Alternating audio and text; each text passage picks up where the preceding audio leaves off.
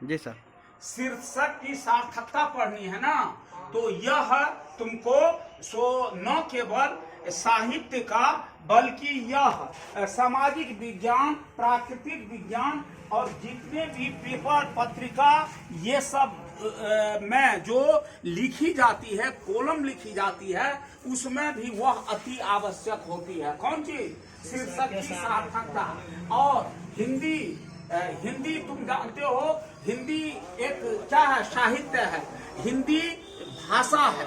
अब भाषा का सबसे सुरक्षित चीज होता है जो तुमको साहित्य, सबसे महत्वपूर्ण चीज होता है साहित्य। और साहित्य के बारे में ये जान लो, साहित्य सो तुम्हारा समाज का दर्पण हुआ करता है। और साहित्य समाज का दर्पण होता है। और साहित्य के अभिव्यक्ति करने का सो तुमको साहित्य की अभिव्यक्ति करने का सो माध्यम होता है गद्य और पद। चाहे तुम गद्य लिखते हो या पद लिखते हो, चाहे तुम किसी प्रकार की टिप्पणी लिखते हो या नहीं तो सामाजिक विज्ञान का वस्तु लिखते हो, या नहीं तो तुम सो प्राकृतिक विज्ञान का विषय लिखते हो, मैंने history, civics, geography, physics, chemistry, mathematics, सब में सो सार्थकता का महत्व होता है।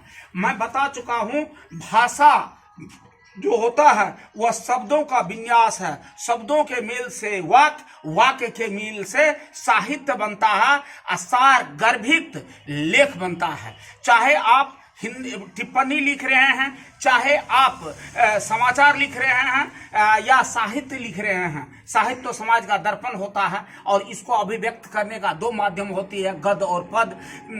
गद्य में तुमको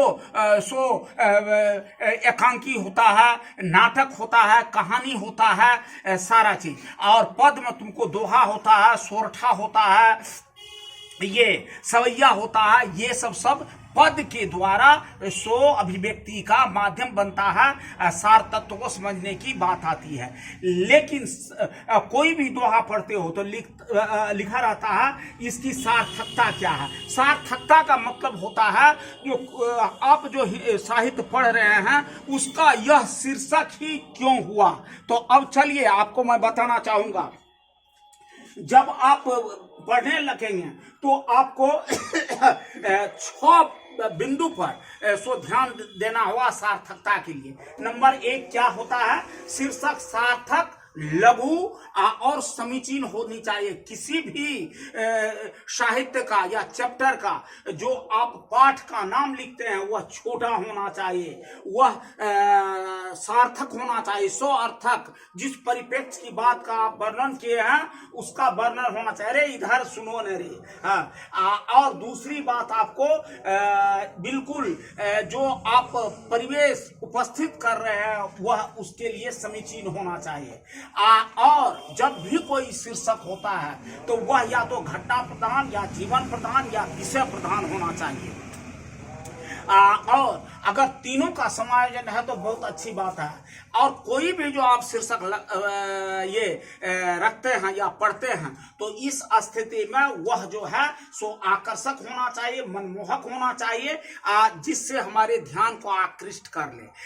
और शीर्षक ऐसा होना चाहिए जो शीर्षक के चारों तरफ उसका कथानक चक्कर काटता रहे, अर्थात शीर्षक पूर्ण रूप से केंद्र में चक्कर लगाने वाला होनी चाहिए। और आगे शीर्षक इस प्रकार की होनी चाहिए जिसे सुनकर ही विषय वस्तु जानने की हमें आकांक्षा, उत्कंठा या ध्यान आकृष्ट हो जाए। और एक शीर्षक आपने पढ़ा, शीर्षक बिल्कुल नवीन प्रकार का होना चाहिए जो हमको नवीन प्रकार का जिज्ञासा पैदा करे और उसका शब्द विन्यास भी नवीन प्रकार का रहे। इस प्रकार ये किसी भी पाठ की, किसी भी गद्य या पद या किसी भी सामाजिक या प्राकृतिक विज्ञान का जो शीर्षक लिखा जाता है उसके लिए 6 बिंदु आवश्यक होता है जिसे मैंने बताया हूं। और देखो नजदीक से, पहले मैं लिख दिया शीर्षक की सार्थकता क्या है। शीर्षक की सार्थकता क्या है, इसके शीर्षक का औचित्य क्या है, इस कहानी का नाम का शीर्षक बिल्कुल उचित क्यों है, यही इस शीर्षक कहानी का शीर्षक क्यों रखा गया, ये सब कुछ भी कह सकता है। क्वेश्चन अनेक प्रकार का हो सकता है, लेकिन शीर्षक की सार्थकता का जो लिखा जाता है उसके लिए 6 बिंदु पर ध्यान देनी होती है। देखो नंबर 1 लिखे शीर्षक सार्थक, लघु और समीचीन होनी चाहिए। 2 में शीर्षक घटना प्रधान, जीवन प्रधान या विषय प्रधान होनी चाहिए। शीर्षक आकर्षक और मोहक होनी चाहिए। शीर्षक पूर्ण रूप से केंद्र में चक्कर लगाने वाली होनी चाहिए और शीर्षक सुनकर के ही विषय वस्तु की जानकारी लेने की उत्कंठा होनी चाहिए और नवीन प्रकार की जिज्ञासा देने वाले शीर्षक का शब्द विन्यास होनी चाहिए। आप लंबा लंबा लाइन में अगर किसी कहानी का शीर्षक लिख रहे हैं तो वो उचित नहीं है।